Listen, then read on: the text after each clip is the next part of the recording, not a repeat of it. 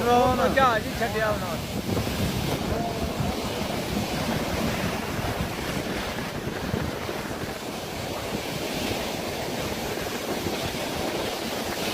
ਆ ਮੇਰਾ ਇੱਧਰ ਆ ਜਾ।